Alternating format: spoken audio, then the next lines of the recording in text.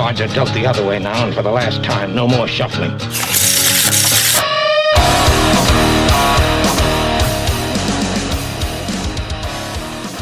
All right, welcome back to yet another episode of Fantasy Fuel, Shuffling the Deck.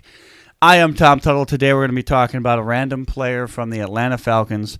We're going back to the NFC to do the NFC South, so let's get it on with a random player from the Atlanta Falcons.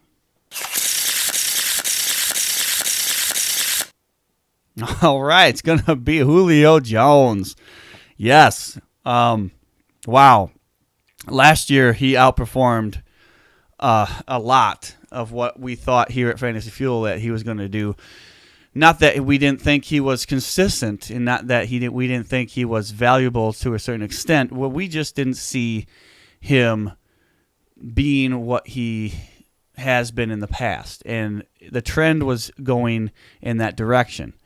Unfortunately, I think last year he only had, or not last year, 2 years ago in 2017, he had 3 touchdowns.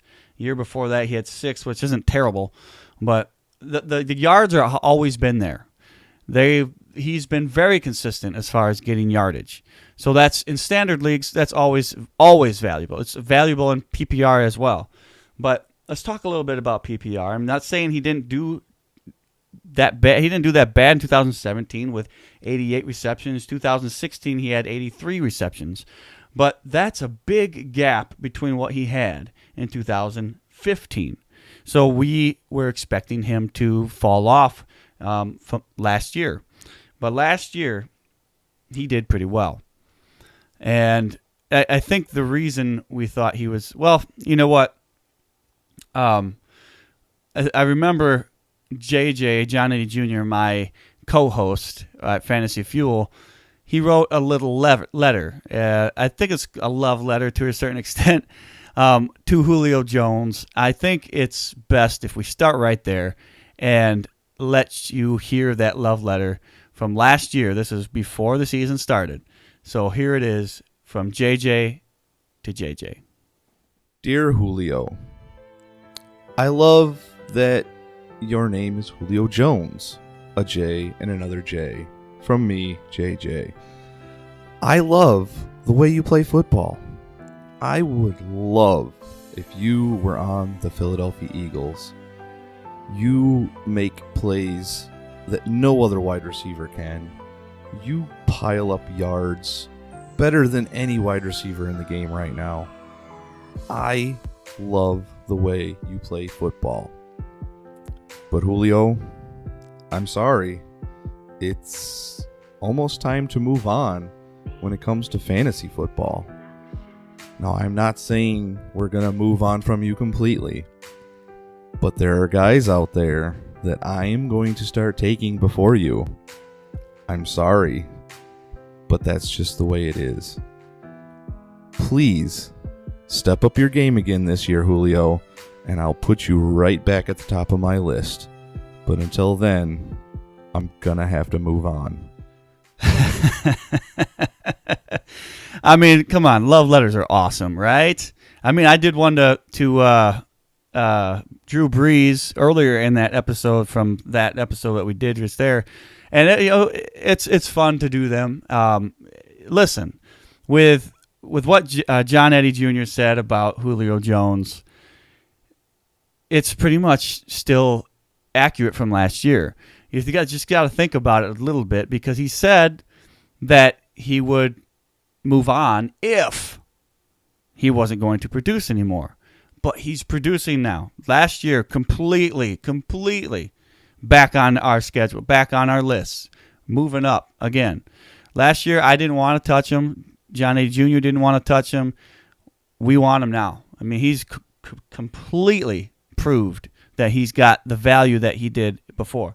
Now, he didn't have as good of a year as he did in 2015, but it's pretty darn close. Let's take a look at what his stats were in 2018 last year. He had 113 receptions, 1,677 yards, 8 touchdowns. So that's obviously a really, really good year. But let's just look at this for a second. Compare that to the last 2 years where we thought we saw a decline from him. 113 receptions. That's his second most receptions he's ever had. Okay? 1,677 yards. That's the second most amount of yards that he's ever had. And 8 touchdowns. That's tied for second.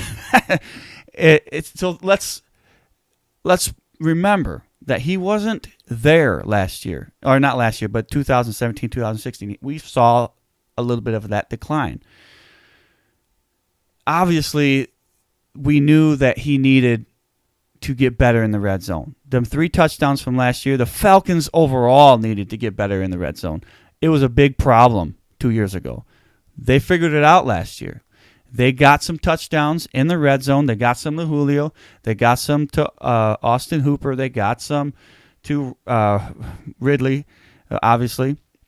I think another thing that's going to help out more, and I think what helped him out last year as far as Julio goes, is that Ridley and Sanu together created a really good pair.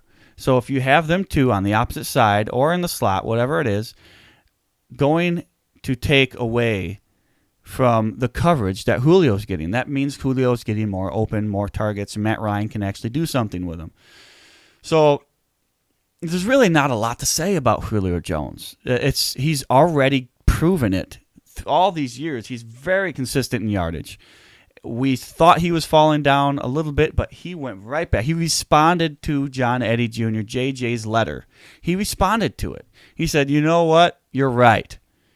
He got that letter in the mail. He looked at it. He probably had a tear going down his face. He said, oh, man, I do need to step up my game. I need to get more touchdowns. I need to get more receptions. And so he did. This is what Julio is right now. He is a top-tier wide receiver. Right now, in most drafts, he's either going late first or early to mid-second. If you can get him in the mid-second, it's pretty valuable. I like it there a lot. He's not going to go much later than that, guys. If you want to get him, you're going to have to spend a second rounder at the very least. If you get him in the third round, that's unbelievable. I've never seen him in the third round this year. Last year, I did see him in the third, but he's not going to get to the third round. Do not wait if you want to get him. You have to get him in the second if you're going to get him. So all that being said, Julio Jones going to be very valuable this year again. So if you're watching us on YouTube, please click the subscribe button and click the notification bell as well. That's going to help you out. It's going to help us out. That way we don't have to go searching around. You don't have to go searching around for all the videos that we've done. You're just going to get notified of it. If you're listening on Apple Podcasts, please give us a review. It does help us out. Get a little bit more notice for people that are looking for a fantasy football podcast to listen to. Remember, you can find us on Facebook. You can also find us on Facebook's page, Fantasy Football Stardom and Situm. You can find us at fantasyfuelpodcast.com. Go check that out. We got some of our rankings there and all that. Also, you can find us on Spotify. You can find us on iHeartRadio. You can find us on Podchaser. We're almost everywhere. All that being said, we still want to remember that Pole Sports is coming. It's actually here. The beta is already here, and it has been really, really good. So far, I have not seen much of a problem with Pole Sports. There's some tweaks still that they're going to work it out, and it's going to be great once it gets into that app form. Do not forget about that. Make sure you go to polesports.com and sign up and check it out because it's really pretty cool. All right, with all that being said, thank you for listening to this episode of Fantasy Fuel Shuffling the Deck. And remember to stay fueled up this offseason.